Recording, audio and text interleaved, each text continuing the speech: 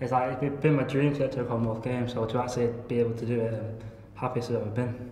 So how did you first get involved with weightlifting? Because obviously it's not really a mainstream sport, is it? No, it's not. Basically, the local club at the time, it was Olympic Dragons. They came into my school and did trials. I tried it. I was alright. It wasn't the best, but I kept training hard, and eventually I got to where I am now and just stuck at it. So obviously I've just watched your training programme then. Apparently you do something like, is it 15 hours of training a week? At least, 15 to 18 hours a week, yeah. So that's a lot of dedication to put in for this one particular sport. Yeah. What do you do on top of the training in terms of nutrition and stuff like that? Well, obviously I watch what I eat, look at the right foods that I need, and protein, the right carbohydrates, the right fats to make my training better, make my recovery better.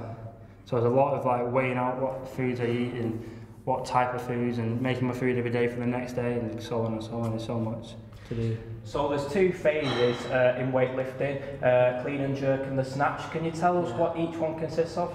Well, the snatch is the first lift, and that's when you have a wider grip on the bar. It's from straight from the floor to above head.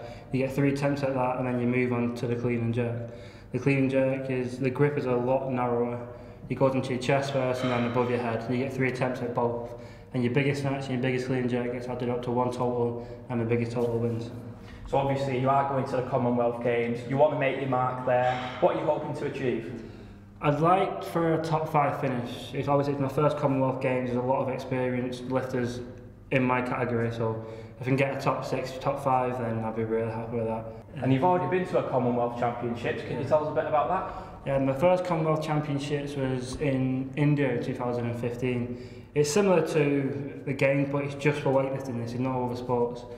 And then my second Commonwealth Championships was in Australia, the same venue we're going to for the Commonwealth Games, so I got to see all the venue, all the town, all the village, everything, so it was a great experience to see that and then go and do it at the Games as well. Brilliant stuff. So what will you be doing in Australia apart from weightlifting?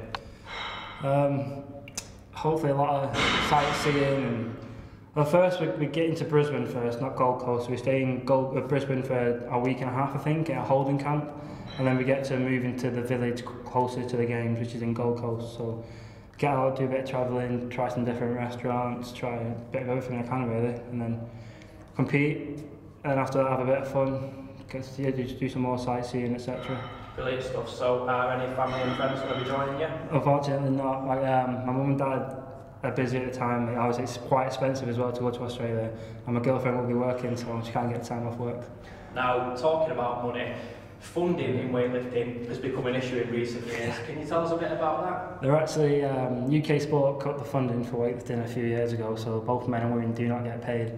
So we've got to rely on either getting a job or sponsorships, and at the moment I'm working part-time as well as training full-time to benefit my weightlifting career.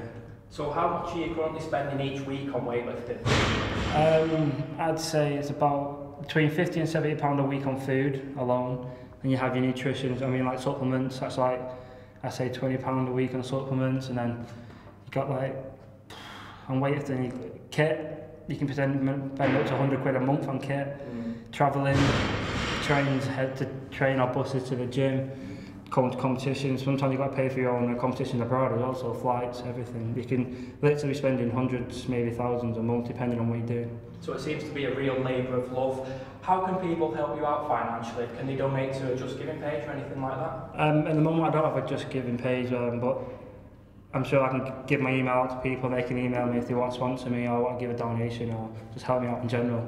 Even just like sponsorships who just give me a kit, it's better than nothing because then I don't have to pay for kit. And I say I've had food sponsorships in the past where they give me food and it saves money overall, so anything will benefit me.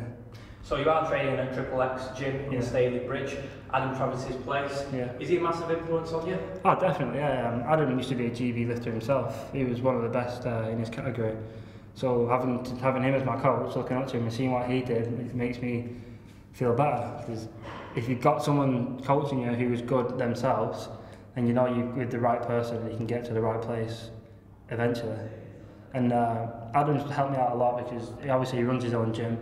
He'd give me the sponsorship so I can train in the gym for free, so I don't have to spend any of my money on gym memberships. Brilliant stuff. So from now until you go to Australia on the 20th of March, what will your training consist of and stuff like that? Well, I'll train Monday to Friday every day for about 3 to 4 hours sometimes.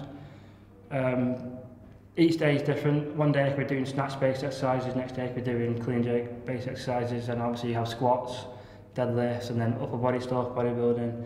It's really a mixture every day, different stuff, but it's always consisting of weightlifting or a bit of bodybuilding. So you've been weightlifting for a good number of years now. Yeah. What's the worst injury you've picked up? I have two that are quite equal. In 2014, I tore my labrum in my shoulder, which is a cartilage, so I tore that. And I did the same injury, but in my hip in 2016. Both took about 6 months to get back, surgery in both. So did that ever put you off weightlifting? Was there ever a point where you thought, nah, I've had enough of this, it's a 6 month No, not really, because I find I'm in love with the sport most when I'm injured, because you can't do it. Once you're doing it, sometimes you hate it when you're doing it, 'cause it's hard work and it kills your body. But when you're training and your body feels, when you're injured and your body feels fine, you miss it the most.